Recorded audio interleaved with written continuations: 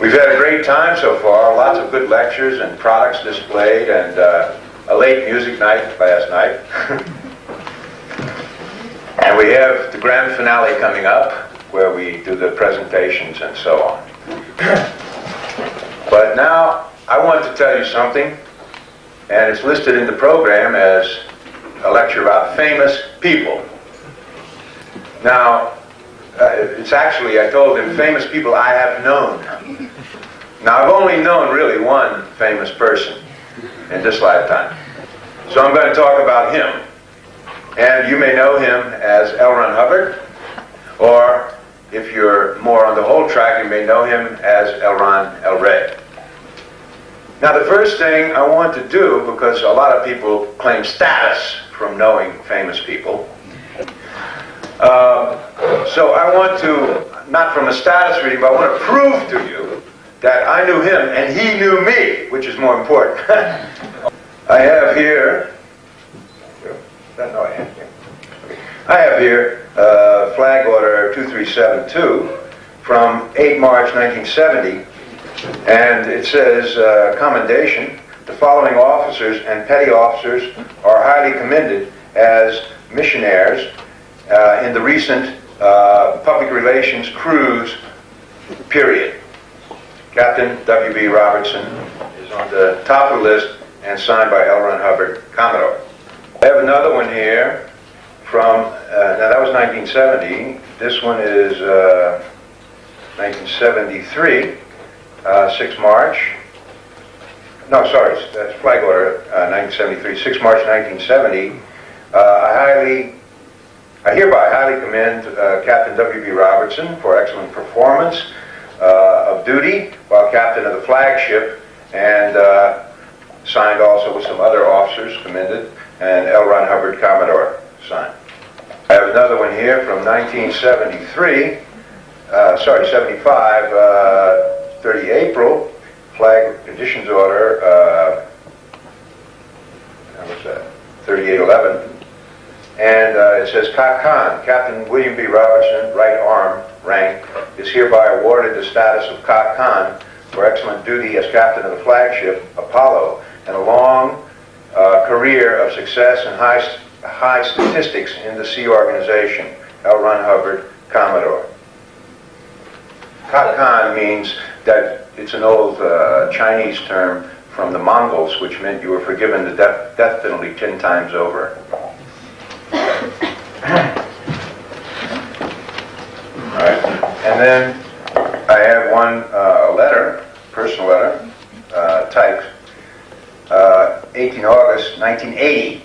This was just before the church disappeared from the free area. And it was from R, which was, at that time, L. Ron Hubbard. He signed his letters R. Bill Robertson, re music and poem. I had sent him some music that I had made for the Sea Org, marching songs and so on. And it says, Dear Bill, well, these certainly are impressive. Thank you very much for sending me this copy for my library. I understand that you did a very good job of holding the commanding officer of the Flag Bureau in Clearwater, Florida, while Kerry was training at International. Your work there is certainly appreciated, but I am also glad to hear that you are back home. Love, Ron. And the last one I'll show you to quote in the messenger, which you have to prove everything, is a bit more solid, and that is the Sea Org Officer's Dirk, which was only awarded to first-class missionaries, which was awarded to me by L. Ron Hubbard, Commodore. There were only about less than 10 of these awarded in the whole history of the Sea Org. Okay, so that's my bona fides, my proof to you that I did know him, but also he knew me, so I'm not just claiming status. He did know me, okay? Now, you have maybe heard of or read many books since 1980 written about this man, L. Ron Hubbard. And perhaps you may have been a bit, shall we say, underwhelmed by the data contained in them, because you got this picture of a man who was totally stuck on his first and second dynamic. However, in my experience with CSing cases and knowing the people who wrote these books, most of them, I would assume really that the authors of the books were the ones stuck on the first and second dynamics. And I am here to tell you that there is more about LRH that the world has not heard about. So I am going to start and tell you my actual experiences with him, but on any dynamic, and especially the third dynamic, which, as you heard from Arnold's speech yesterday, that it's a very important dynamic to all of life. So let's go back to 1962, the first time I heard LRH. I was in Denver, Colorado, and I listened to his tape of The Road to Truth. And afterwards, I asked the mission holder, the center holder, I said, wow, that was great. Did he ever make any more tapes than that? It had explained a lot of the questions I had asked myself about life and where we are what we are doing in our lives. So I was overwhelmed, not underwhelmed, when the guy told me, the franchise, the center holder, told me that, oh, he's made nearly 2,000 tapes. I said, where are they? And he said, well, we don't have them all here, but they're all at St. Hill in the UK, in England. So I immediately started saving money and planning to go to St. Hill, and taking all the courses necessary to enter the St. Hill briefing course. So by the end of 1 year, I had applied enough Scientology data, and I had made it enough money to go there and do the briefing course. And there was the first time I saw LRH. And the way that happened was that I and two other briefing course students were in one of the chapel playing the guitar at lunchtime, and all of a sudden the door opened and Ron came in. And we were a bit embarrassed because they were making some constructions in the chapel and we weren't supposed to be in there. So we sort of stopped playing and got on, and excuse us, you know, like that. And Ron just laughed, and he came over and he said, hey, you got a guitar there. You ever hear this song? And he just started playing us a song. And he sung one of the old, he said it was a pirate song, you know, from the track. And then he introduced himself to us and said, welcome to the briefing course, I'm glad you're here, and have a good time and a good success with the technology. Now that hardly sounds like the evil Messiah that you read about in books. Okay, so then I saw him many times at St. Hill because he was then lecturing and giving the last of the study tapes and other tapes on his return from Rhodesia and all that. I was there during that whole time. And by the time I finished the briefing course, I had decided to go to work there at St. Hill. I had now heard about 600 or 700 of those tapes. So I contracted to staff at St. Hill, and I was posted in the auditing because I was class 6 by that time, and I also started the class 7 internship.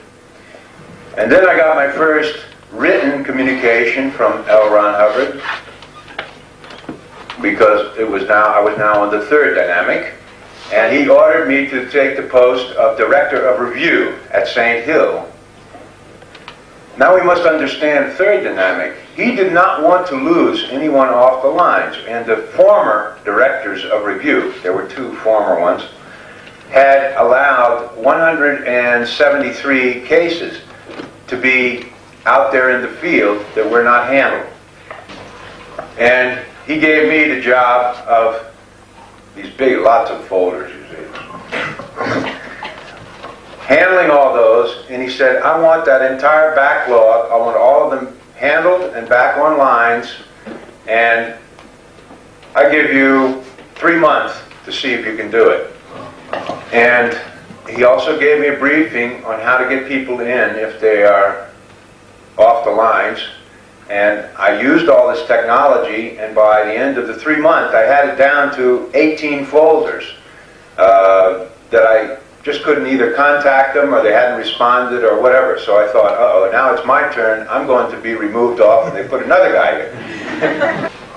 But Ron inspected those folders, and he said, okay, that was a good job. For 163 you got in, and he says you can stay on post. These guys may be out of the country for a while or something, so you get them in when they come back. Now notice 2 things about this. I could write that up as, I was under pressure and he made me handle all of these people. But in actual fact, Ron was concerned about anyone who had started Scientology and didn't continue. And there was 173 people out there that he wanted to get back on the lines and fix up their bypass charge and have them happily on the bridge again. And he put me in a third dynamic situation where I had to apply the correct technology or I would fail. And now I had to review and audit most of every one of those people that I got in to handle their case. And I learned so very, very much because Ron would CS them also. So I learned a lot about what is a third dynamic and our responsibilities for the people in our third dynamic, the public, and how we did not want any kind of interpolation to get into the fourth dynamic because it was already too interpolated. Now, so I was on post in review and doing my level 7 internship. And then Ron disappeared from St. Hill for a while. We didn't know where he was. And we heard these strange rumors about ships and the Sea Project. And suddenly staff members would disappear in the middle of the night and never be seen again. And they had a top security area in one of the garages where nobody was supposed to come in there at night. There were certain people in there doing something even apparently more confidential than CSing folders on power processing. One of my auditors happened to be passing by the garage when the door opened to let a guy out, and he got a quick look inside, and he came to tell me what he saw. And he came to me and said, I don't want to have a missed withhold. I don't want to withhold anything. It might be important, sir. But I saw what they were doing in there. And I told him, I said, don't worry. I don't mind sharing your missed withhold. What the hell were they doing? He said, they were all had pieces of rope in their hand and they were tying knots with it. Now, at that point I went, wow, this is really getting mysterious. I mean, was it some new higher level OT process they were doing? I don't know. Remember, actually later did come out with something called knots. Remember the translation, not tell any more English jokes like that. So, I applied. I was on the clearing course by that time, so I applied. You had to be on the clearing course, and you had to be a staff member contracted to St. Hill. You could apply to join the Sea Project. I did that. And after a couple of weeks, I got an acceptance letter signed by the LRH communicator at St. Hill, because Ron was still disappeared. We didn't know where he was. So I was called into the office of the LRH communicator at St. Hill. In Ron's office, he was sitting. And he told me, said, you are now under Sea Project orders. And he told me, don't go back to pick up your e-meter and your things in the Qual division. Meet tonight at midnight at this person's house, who was already in the Sea Project. We will take care of all your things you left here, and you just close up your wherever you live and pay the rent and go to that place to midnight tonight. And he showed me a telex order signed by Ron that said, Robertson to be assigned as Chief Engineer Enchanter. This is quite an adventure at that time. So I did what he said, and I was then spirited on a train from London to a town called Hull in England at night. And there were 2 ships of the Sea Project and a lot of the disappeared staff members from St. Hill working on them. So then the one I was assigned to soon sailed, and it had, at that time, it had an English captain who was not a Scientologist to take it down to Las Palmas, Gran Canaria, which is south of Spain. It's an island out in the Atlantic. And that was a very adventurous voyage, but that would be the subject of another lecture. We arrived there. I still hadn't seen Ron. We didn't know where he was. We arrived there and went to the post office to see if there was any communications for us. And there was a letter there for the Enchanter. And it was from Ron. And it said, "I am arriving Las Palmas Airport," and the date was tonight at 7:30. Please meet me. And we just had enough time to take a taxi cab to the airport, and the plane was there. And out of the gate came LRH with big boxes of paper and a suitcase. I don't need to tell you what was in those boxes, because you've heard many stories about them. That was the OT3 research materials. He had researched the OT3 in the area of Tigiak, where the major city of the planet was, which was on the north coast of Africa. And so, for some time then, we were involved in, he was putting together the course, OT3 course, and working ways to make it easier than having to run through all these materials. And meanwhile, we were busily getting the ships arranged in exactly the way that he wanted to use them for perfect safety, seaworthiness, and ability to navigate. And he was having us on how to handle ships and how to handle navigation in the oceans. At first, he thought, because I talked to him several times now, I was pretty much talking with him nearly every day, he thought that it would only be necessary to run OT3 in a warm climate, because there were several very heavy incidents to run through, and if you didn't do it in a warm climate, well, the body might get too cold and it might go into some kind of sickness or illness and so on. So he wanted to establish a base there in the Canaries to bring OTs to do OT3. And later he discovered a way where he could run it with a certain procedure, which you now use. It's the exact same thing you now have on that level, where you could run it safely anywhere on the planet. Again, you can see he was concerned about the health and the welfare and the ability to go up the bridge of the Scientologists and the public. And then, as we carried on with our missions around the Mediterranean and trying to handle orgs and so on, we became renowned as the Sea Org. That was renamed. The Sea Project became the Sea Org. So one of the important meetings I had with other officers with Ron was in his cabin when we bought after we bought the flagship Apollo, the big ship you see seen in all the pictures. And we sat around his desk in a room. It's about half the size of this, on that cabin.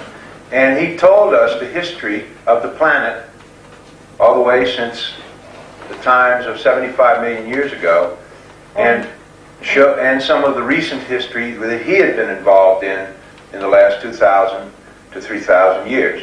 And he told us of several of his lives in that area that he was using to build up reserves and technology to prepare for the auditing of the people of this planet. And he told us that Buddhism, when he was Gautama, was the first attempt to get people to stay out of their reactive bank. But there were two main difficulties with that time in Buddhism, and one was that the communication lines did not have good duplication on them, and the other was that there was no instruments to detect which charge to run on a person first. So he said the best we could do with Buddhism was keep people away from the bank by having doing the middle path, and to exteriorize them if they could key out enough mass. Erase enough or key out enough. And he said that now through years also he needed to save up enough resources or get enough resources to make this a worldwide movement. So right there he had laid out the future of the Sea Organization you've read the book Mission into Time. That was one to recover the reserves.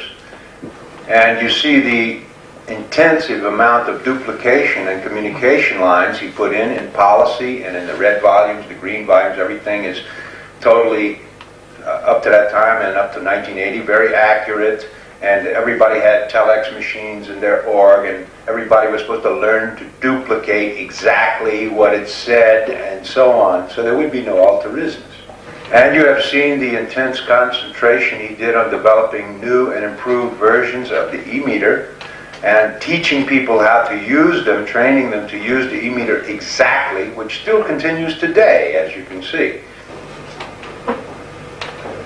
And now you start to see the picture of the man who is concerned about the whole planet and the case of all the people on it. Does this sound like a man who has collapsed on his first and second dynamics? I don't think so. Only the people who write about him, who themselves are collapsed on their first and second dynamics, could ignore these things.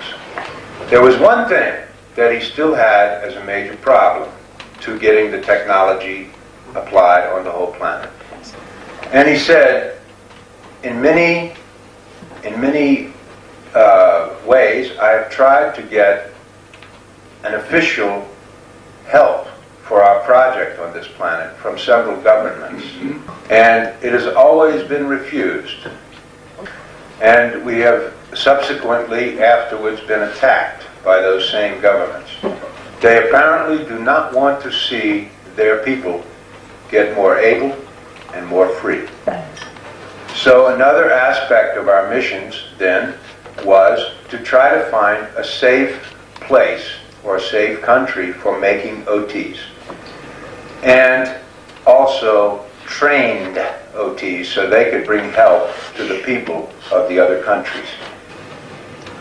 Now, that was where the whole pattern of the future Sea Organization was laid out in that conference. So that's what we were doing for the next 16 years. Now I might add that during that conference, when he told us the stories of his times in the time track, what he was doing and so on, he would put the mock-up of that beingness, whoever he was at the time, around him in an energy field and actually mock it up so everyone in the room could see it. For instance, when he talked about the Buddha, you saw an Eastern sitting at the desk. He had changed to a whole Eastern mock-up with a different face and everything like that, sort of shimmering out in front of his normal body.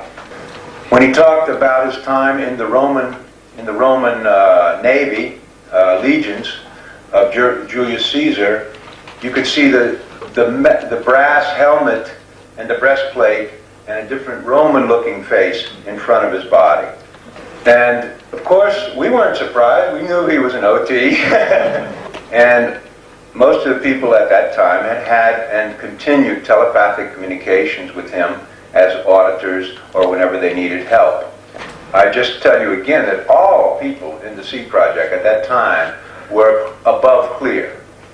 And nearly all of them were briefing course graduates. Later on, to increase the volume of what we were doing and the more and more activity, the recruiting requirements were lowered until finally there were people coming in that didn't have much training and they didn't have this reality. I just want to point that out because a lot of the stories you hear are from those people's viewpoints later on. And they were most often stuck on their first and second dynamics. So as we were working through these 16 years, I just tell you another couple of meetings I had with Ron that were important. I was seeing him nearly every day and talking about the condition ship. By that time I was the captain. And I did meet with him on a couple of more important occasions, which I will tell you. And one of these was when it was a New Year's Eve, supposed to be a holiday, and I was going down to the party they were going to have, and I walked past the office of Ron. And he was in there on this holiday with a stack of case folders about this high, CSing to keep the case level of the crew up, and so that everybody could operate better, and handling a whole pile of dispatches over here having to do with organizational matters. I felt a little bad going down to the party while Ron was working, you know. But as I went down the after deck ladder, I saw that one of our boats coming back from the shore was in trouble. They were taking water over the side. And so I started an emergency handling with some of the crew and took off all my clothes down to my underpants and went over the side, and we finally rescued this boat and pulled it up. It took about 2 hours while everybody else was in there dancing and partying music. And Ron had heard about this. He even came out of his office and watched over the side to see we were doing okay. Meanwhile, he went to the bridge and had the engine room get the engines moving so that he could move the ship around to put us in the lee, so the wind would not blow against the waves into the boat anymore. And when he made sure everybody was safe, he went back into his office and carried on his work. So about midnight, I was all wet and dripping, and I came past his office again, going up to my cabin to get on some dry clothes. And he signaled to me in the window. He said, "Come in here." And he ordered one of the messengers to get a blanket and to bring brandy. And he sat down with me at a small coffee table in his office where he ate breakfast with Mary Sue every day. And he poured out the brandy for us, and we sat back, and he just said, "That was well done, Captain, and I know some stories of the sea, you know, and this is what you have to do," and all. He told me some stories of the old sea times back in the Roman Empire, you know. So after we had a few glasses of brandy, everything was nice and warm and dry. And then it was like he just said, "I'm sorry you missed the party." But he said, "I think you had more fun doing that." Do you understand what I'm saying? When I walked past his office before, he had read my mind. He knew I was feeling a little bad about going to the party while he was working, and he actually worded it in such a way where he sort of pulled the mist withhold and made it okay. And the other time I want to tell you about is when we were in Madeira during the rock festival, where they started, the CIA had tried to get the Communist Party of Portugal to destroy our ship and burn it to the waterline. And when this started, I had seen them coming, a mob of 200 to 300 people with rocks and with Molotov cocktails, gasoline and wine bottles. And I had pulled up the gangway and gotten everyone at what they call repelling border station, which means don't let any of these bad guys on the ship. And I had informed Ron, and he came out and gave me the direction of the defense against these people. They were throwing burning Molotov cocktails on board, and we had hoses to put out the fires. And whenever they would try to climb aboard the ship, we would hit them on the hands with rubber hoses and with anything we had available. And when they threw rocks on board, we would throw the rocks back at them. And we held them off for an hour and a half. And that was very successful. Not one of those guys got on board the ship. And Ron had coordinated so that everyone not in the battle, we was just the ship people, the admin people had to stay below deck so they wouldn't get hurt.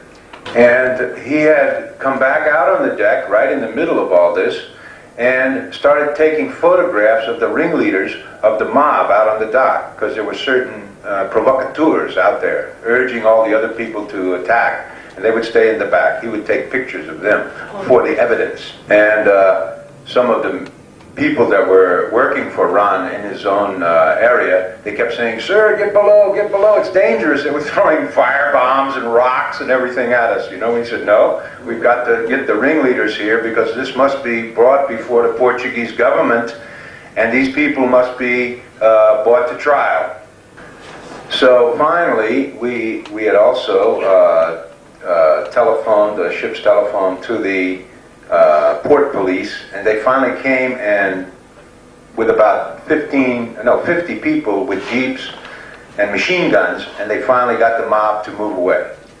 So I noticed there that this is supposed to be a man who is a coward, who is not thinking rationally and all. He already had the future of this planned out, of how to take these people to court, and he did, and he won the suit.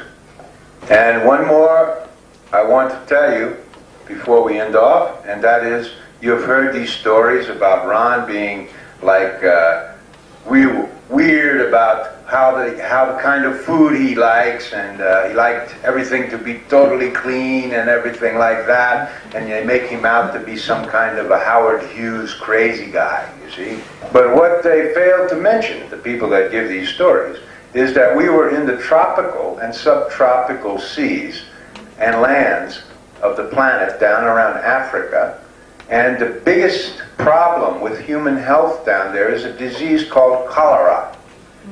And another very bad thing to catch down there is called malaria. And he had made the whole crew study books about the cleanliness of food and of personal clothing, and also how to keep healthy in tropical climates. And as captain of the ship, I had to put in these for all of the by that time, 400 people on the ship. So it wasn't just Ron. All of us, 400 people, had very clean, hygienic food, very clean, hygienic clothing. We washed our clothes every day. We had air filters put in on the ship so that no mosquitoes or anything could get inside the ship, and the air was totally pure. All of us shared in that, and the people that wrote those words blamed their own health on LRH, because they didn't seem to remember that it was for everybody on the ship to protect their health, so they could continue up the bridge and continue to do their fourth and third dynamic missions. Looks like a different story, doesn't it? Not what you read in the books, huh? Some omitted data. Those same people that, in their mist-withhold state, contributed to those books would probably have been dead by now if Ron hadn't taken care of them all the time they were in the Sea Org. And for those of you hearing this tape that are only stuck on the first and second dynamic, I will say, how would you like to have a family of 400 men and women to take care of? Figure that one out, boy.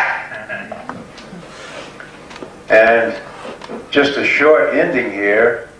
Ron was looking over the side of the ship one time, the Apollo, leaning on the rail, you know, just looking out.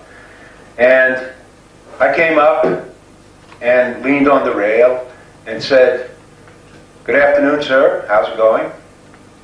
And we were out at sea, and it was nighttime, and you could see the stars out there, all over, very clear. And he said, "You know, Captain, I have a lot of work to do out there." And he said, "I only have one problem." And he said, "This body," pointed to his own body, and said, "It's become a symbol."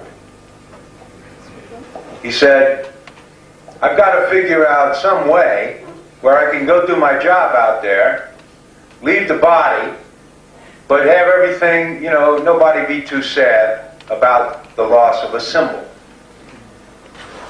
And I looked at him and I said, "Wow, That's something I couldn't help you with, sir. I mean, I couldn't figure out how to handle that one. And I said, but I understand it. And he said, yes. He said, that's why I'm talking to you. You would understand it. But he says, I'm not ready yet, but in a few years, I will have to do it. Because there are situations out there that I have to handle. And it was shortly after that that he must have figured out exactly how to do it, because that's when the ships were sold, moved into the United States, made the technical films, the movies, the books that he wrote, and then he went off to do his job.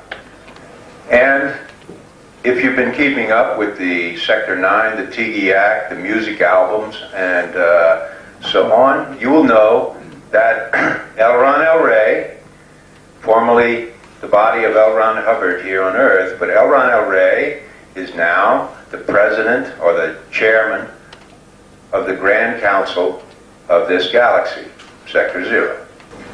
And I have tried to explain the strategy of what is happening, galactic and intergalactic, by the UFO videos, which you can buy if you haven't seen the lecture. And in the intergalactic decree, you see one of the results of that, so that there can be control put in on the gray invaders, the Andromedans that are working with the implanters, because these are things and events occurring off of this planet which have a great effect on the future of this planet. So I want to tell you, there are many more dynamics that L. Ron El Rey operates on, and he is still doing so, and still continuing his missions. Thank you very much.